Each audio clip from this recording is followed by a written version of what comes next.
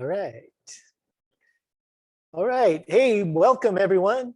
I'm Sam Maggi, culinary mentor and chef with Basics Market. Today we'll be making pierogi dough and a cabbage onion filling. The dough uses our organic Lulabelle's butter made with milk from our own local dairies. If you have any questions as we go along, just type them into the Q&A box. Recipes for this class are available on our Basics Market website. Let's go ahead and get into these pierogis. So pierogi are a little dumpling from Eastern Europe and first from Poland. And they can be stuffed with just about anything.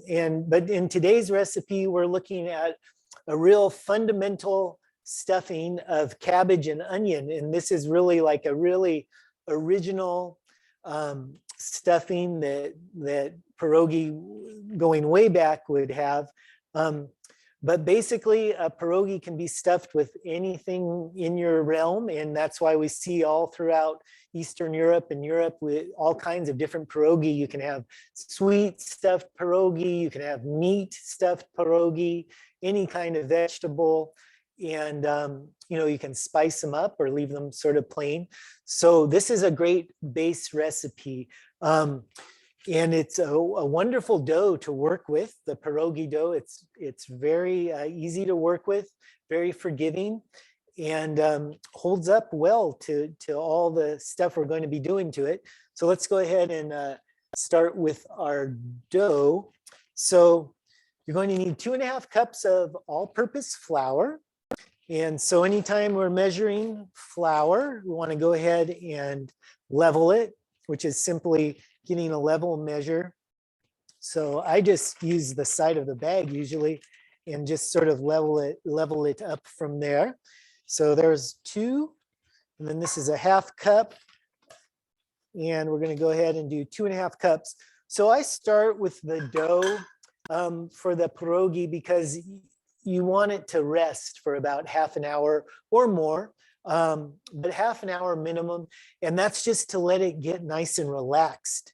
And you want your dough to be relaxed, and it's easier to work with that way. So we have our 2.5 cups of flour, and then we're going to go ahead and put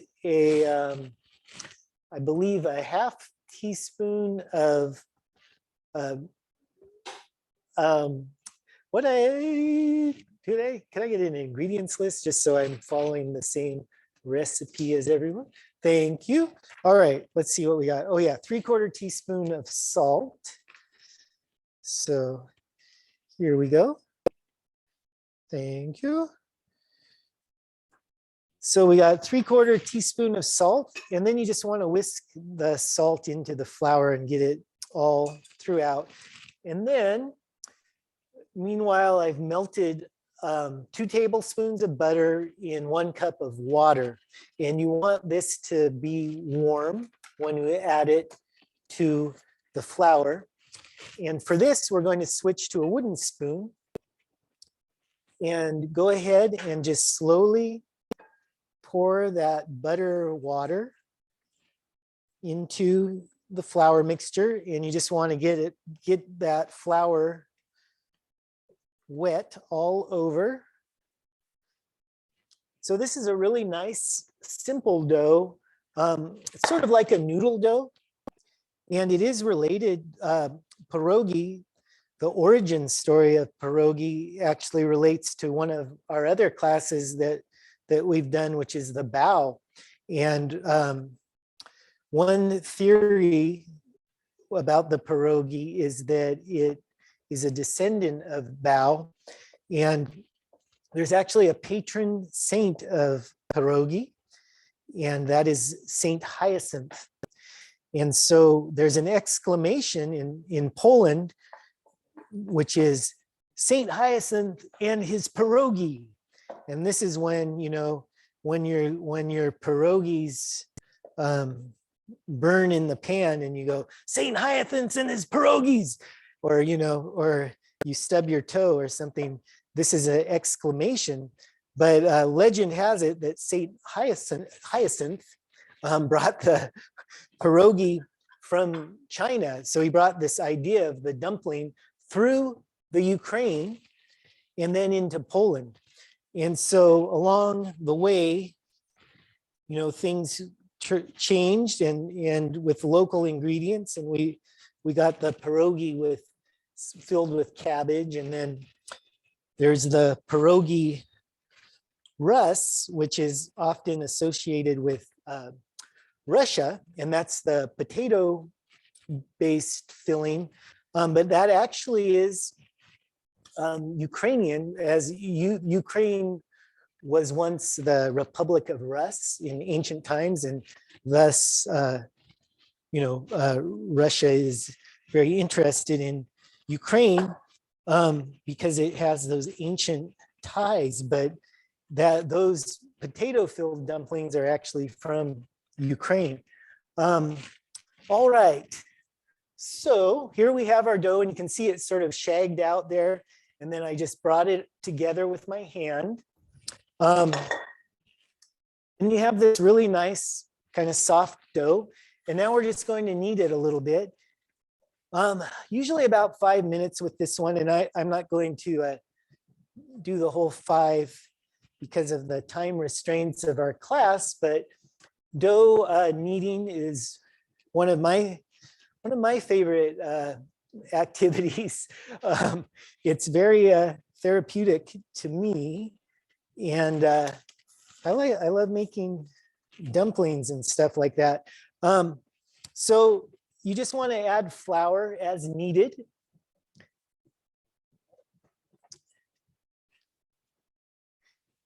And that's just to keep it from sticking to your board or countertop. And what you're looking for here is a smooth dough. So as soon as it kind of starts to smooth out for you, it's good to go. And then what we'll do is wrap the dough in a little bit of plastic wrap. And this is to keep it from drying out. And then you just want to put it on your countertop, whatever, at room temperature, and let it hang out for half an hour or so, or longer. And you can even make this dough a day ahead of time, even a couple days ahead of time, and wrap it in plastic wrap, put it in the refrigerator, and then bring it out, let it sort of get back to room temp, knead it a little bit, and utilize it. Okay, so we'll call that good. It's pretty close. I'd go a little longer if we weren't under our time restraints. And then you want to wrap it in plastic wrap, good and tight. And then here I have a dough that has been resting. And so you can see it's gotten really nice and elastic.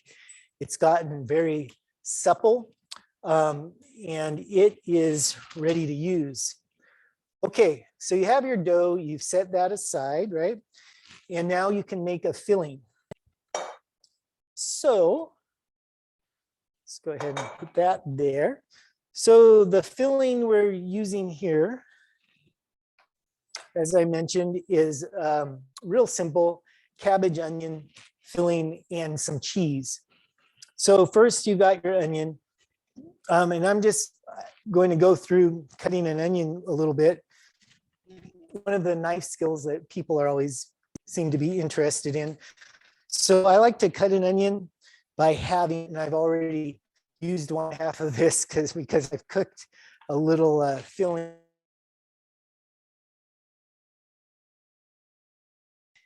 Is the end with the little fuzzies. Then you have your top end, and if you cut it in half like this, it's really quite easy to peel. And go ahead and get that peel off, and then go ahead and slice along the lines of the onions. You can see they're naturally occurring lines there. And so you want to just go down to the root without actually cutting through the root. and cut long lines. And then you cut across and you have your nice fine dice right there.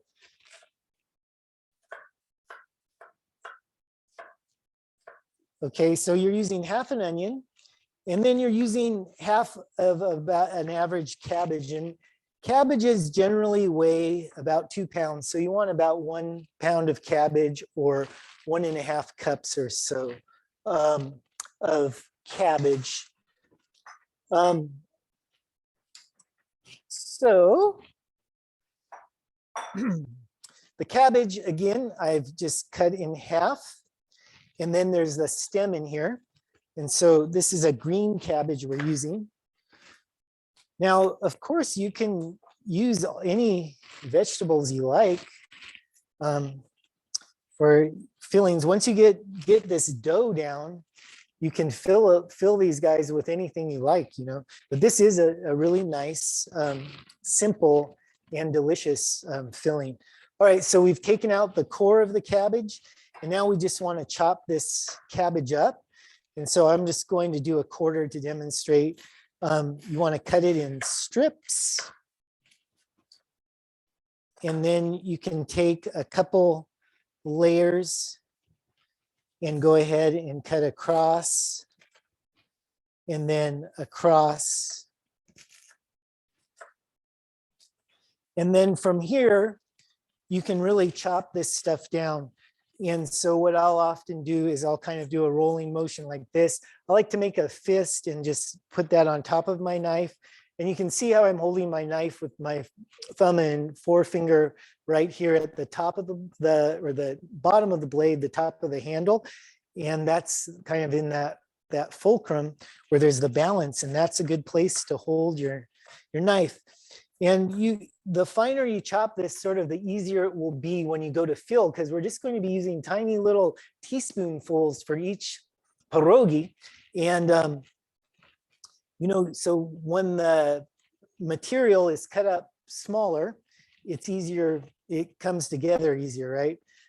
Okay, so that's cutting the cabbage and onion. So from here, we put that in a skillet over medium heat with a tablespoon of butter. And we're using that really nice Lulabelle's butter, which is made by Wild Rose Foods and Basics Market. And it's a really excellent butter. If you haven't tried it, it does make a difference in your cooking to use a good quality butter made from organic milk. And speaking of milk, I have a couple cheeses here. So after you've cooked down, you want to kind of caramelize the onion, get it a little nice and tender, maybe a little bit of color on there, and then throw the cabbage in there, let it get nice and soft. And then at that point, turn off your heat, and then you can go ahead and dump the cabbage filling into a bowl.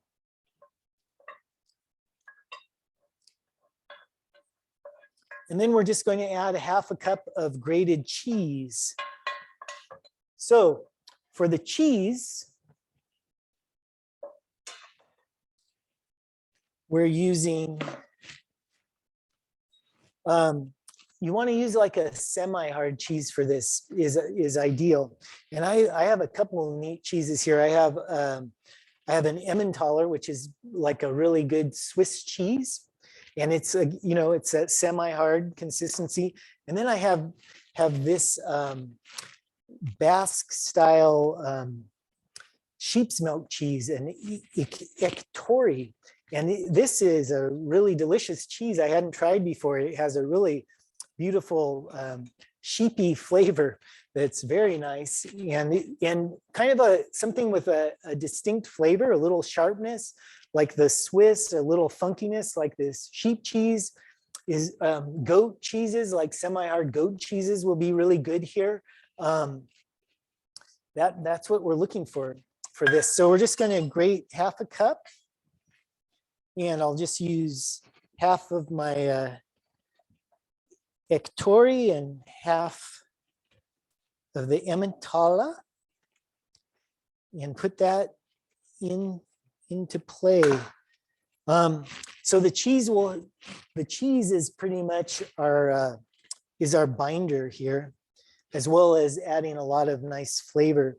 So with the onion and the cabbage, there's sort of sweeter notes, and then you get a little bit of a sharp hit from the cheese and a little bit of creaminess, and it all works out really nicely. Okay, so there's our half cup of cheese. And then we'll go ahead and mix this together. And here I have my cabbagey spoon. Cabbage spoon. All right. So you just want to get all that nice and incorporated, and the cheese you want your cabbage onion mixture a little bit warm so it melts the cheese and it really coats all your onion cabbage and kind of sticks it together a little bit. So there you go. That's a bit of filling there. Okay, and then that's it. That's the filling. So the dough's rested, filling's done. Now we can assemble some pierogi. So pierogi, here's a plate of some that I made earlier. And these I actually froze, and that's a great thing to do with these if you're making, this makes quite a few pierogi, this recipe, and you can freeze them after you put them together. Just put them on like a sheet pan and put them in the freezer, and then pop them off the sheet pan. And if you put parchment paper down, that's a really good idea, or like a Silpat mat, and then you can kind of pop them right off the sheet pan, put them in a Ziploc, something like that, or a Tupperware, and freeze them. And then you can bring them out, and then you can pop them right in boiling water from frozen, and they work great. So, pierogi are the root word for pierogi comes from feast, and it often pierogi are made for feast days, like for Christmas or Thanksgiving here in the States, right? Thanksgiving, but holidays and get-togethers and festivals, and so the root word of pierogi is feast, because you can feed a lot of people like this, but also it's nice to have a lot of people to help you produce the pierogi, right? A lot of hands is helpful in a situation like this, and it's fun to do with friends and family and that sort of thing. Okay, so let's see what we got. Always when working with dough, it's good to have one of these things, a bench knife or a dough scraper, it's called. And this is a great way just to clean your counter. In general, I use this thing for all sorts of stuff, including like pulling stuff out of a pan, cleaning my counters, even if it doesn't involve dough, just like kind of decrumbing stuff. But this is a great kitchen tool, cutting dough, all sorts of stuff. Okay, so here's our rested dough. A rested dough. It looks like we have a question. Yes.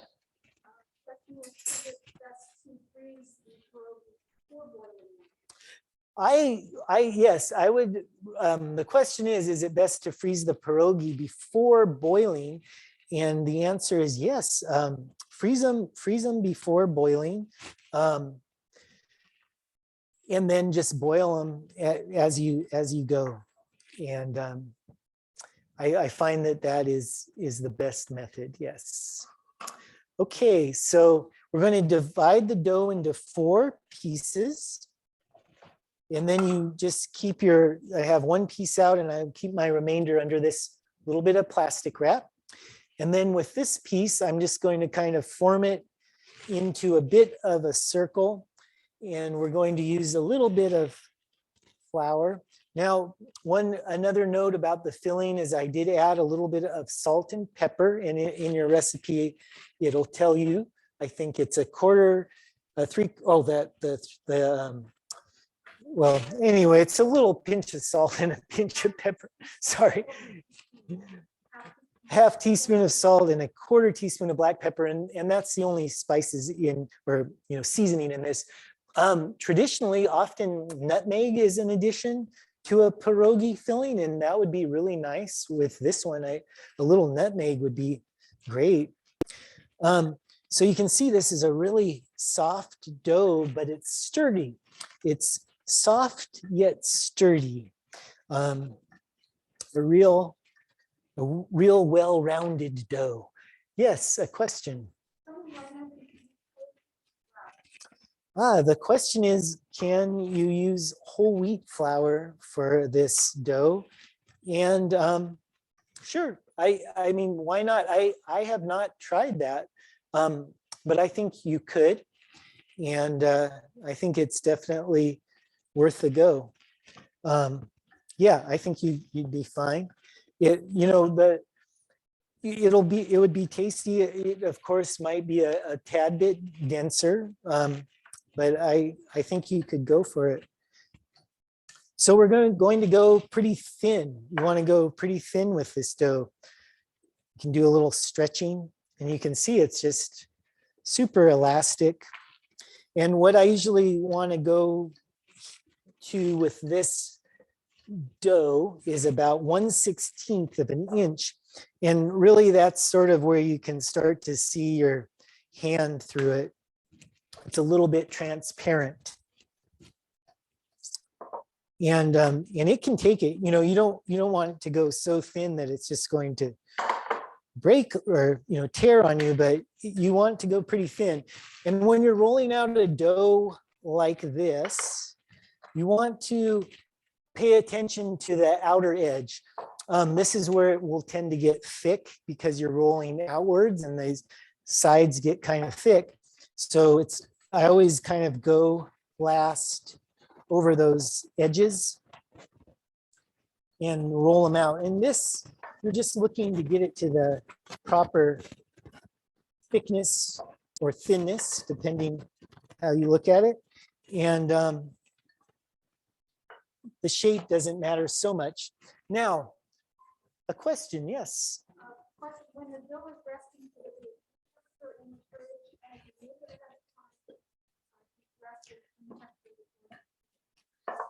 All right, we have some questions about the dough resting.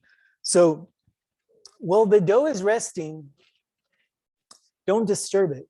That dough will get really angry and then it will kind of freeze up, and then it'll be hard, like it tenses up, and then it'll be harder to roll out. No. Well, when it's resting, you can let it rest at that's a joke. You can let it rest at room temperature for that half hour or even an hour longer. I mean, it's really fine up to an hour or so. If you're going to make it a day ahead, you do want to wrap it tightly in some like plastic wrap and go ahead and put it in the refrigerator. And then you're good for a couple, 2-3 days in the refrigerator. And you just bring that dough out, let it get to room temperature again to work with it. Yes, another question. Marcy has an interesting comment. Her mother used 1 cup of mashed potatoes in the dough, and if you heard of that, she's not seen it in the creamy recipe. Yeah, well, that is their interesting comment that someone says their mother used mashed potato in the dough, and I haven't seen that. I feel like somewhere there is like I've done something with some potato in a dough situation, but it could have been, maybe I'm thinking of a bread dough or something like that. But that sounds really neat.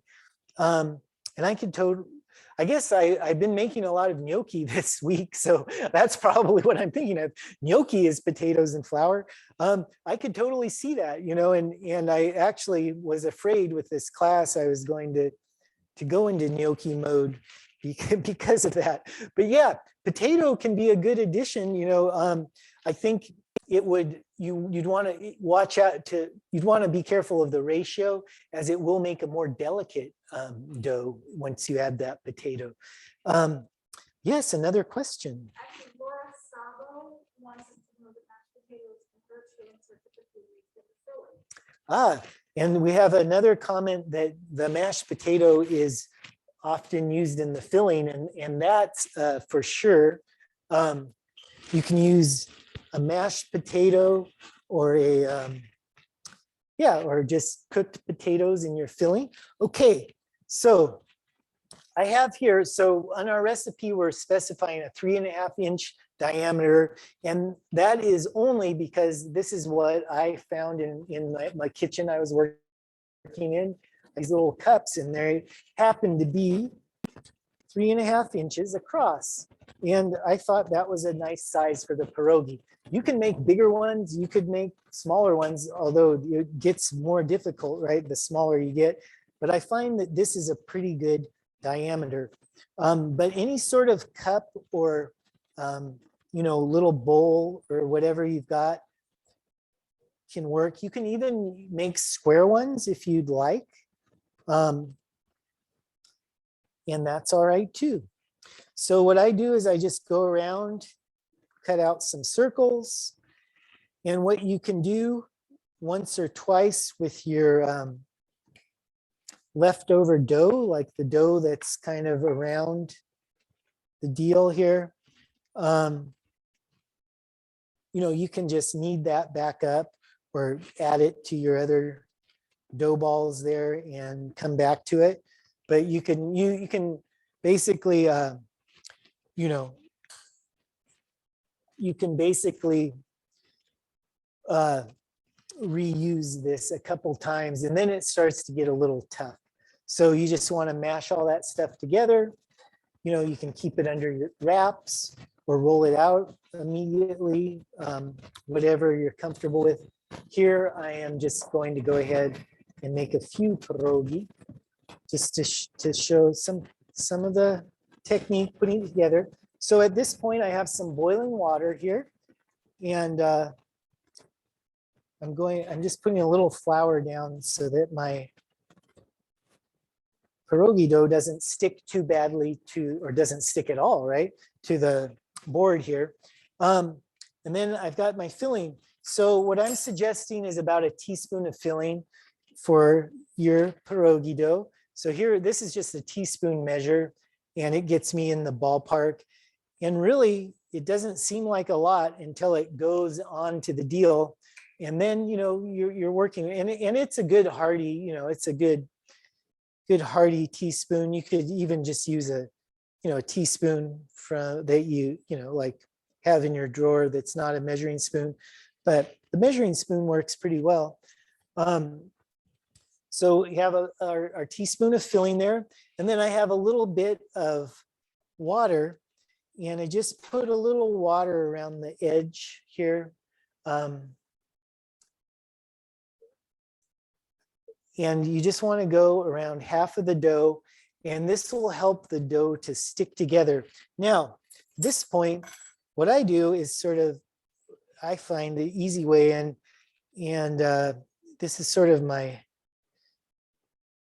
go-to with something like this or a hand pie, is I just go around and I press that glued together dough, right?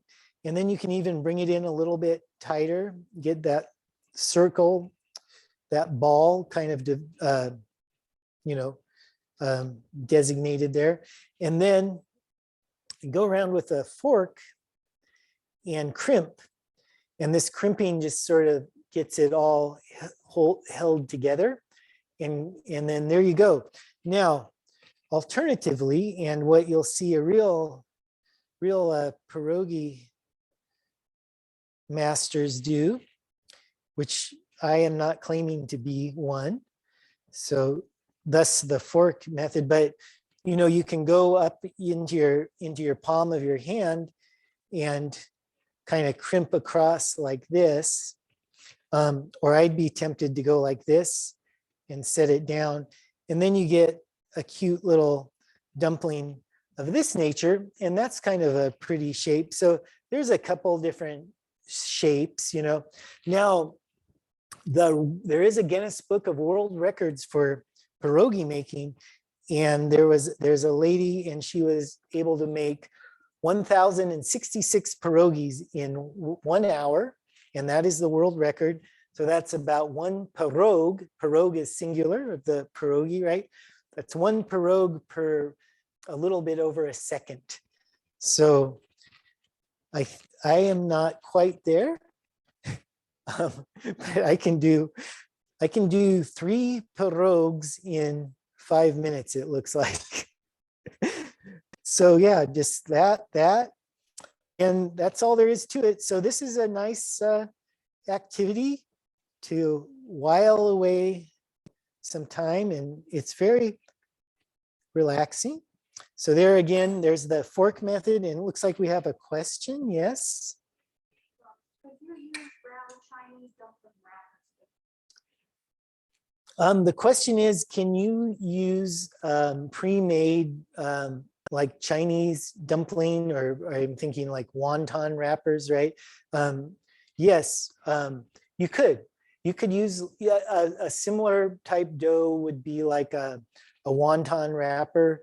And, you know, I think you might be looking at kind of an egg based with some of that, but they're also, I know there are vegan versions and, you know, different types of wonton wrappers, and you could do that. You know, it would take away some of the fun, but you definitely could do that. All right. And, you know, I would highly recommend you make your own dough because it's a really good dough. Okay. So you know, hopefully that's enough expo there on the pierogi manufacturing. Really all there is to it is time and practice. And, you know, I could do this all day. I really enjoy it. But I'm not going to bore you with that. But if you have any questions about, you know, the production, please do ask. I'm going to go ahead and start boiling some off. So we have our couple varieties there. We have our boiling water. So you go ahead and just drop them right in the boiling water like ravioli or something like that. Well, and you can go ahead and just put as many as you feel comfortably fit in a pot. Now, while those are boiling, I'm going to go ahead and get a pan, a skillet going with some, a little bit of butter. And so what we're going to do is saute the pierogi in some butter after they've boiled for a couple minutes. So we're going to go about 2 minutes with these. And so what we're looking for, what's going to happen when you first drop your pierogi in the water, they're going to sink down and then they're going to float back up as the dough cooks. The filling, of course, is already cooked. So we're just looking to heat it through, and we're paying attention to the dough, and we want the dough to cook. It'll kind of puff up a little bit and it will become shiny. It will become a little bit hard, yet it remains tender. So again, it's the incredible dough. Durable, yet supple. Hard, yet tender. Yes, another question.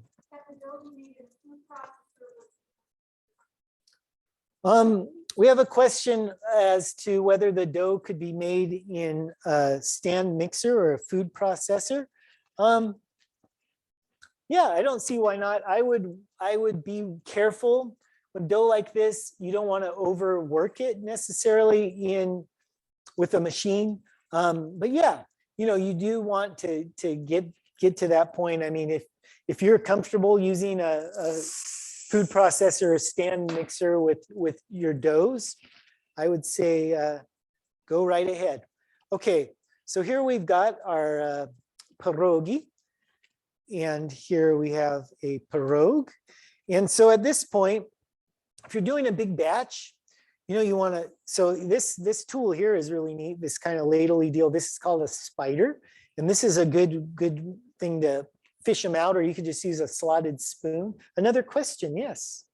Jane does not specify if you salt the water before adding Oh, thank you, Jane. Jane is asking whether to salt the water before adding the pierogi. And yes, salt the water before, and I did mean to do that. Add a little pinch of salt to that water. And what that does is it imparts a little nice flavor to the outside of your pierogi. So at this point, you can drain, if you're making like a whole bunch of these, go ahead and put a towel out, or even a paper towel, and you can go ahead and take your pierogi out and let them drain on something. You could put them in a colander for a minute, but you don't want to leave them in the colander because they will stick together if you leave them clumped up.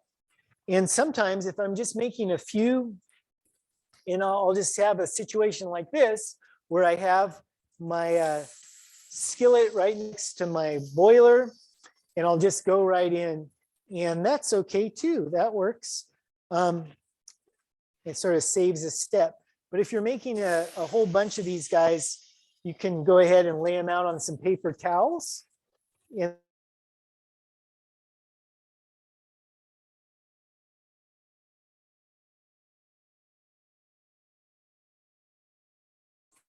you know, that sort of thing. And then you'll need like a little spatula, something like that, to move your pierogi around. And we're going to go ahead, I'm going to bring our skillet into view. And we'll switch here. And so here we have the pierogi in a skillet with a little bit of melted butter. And this is the finish. And we're going to go ahead and just finish up this way. And so what we're looking for with the finish is a crispy exterior. And you can just get as much color or as you like on there. Usually they're going to be kind of get this golden brown, dry out a little bit. But you can see they're really holding up nicely. Some of these were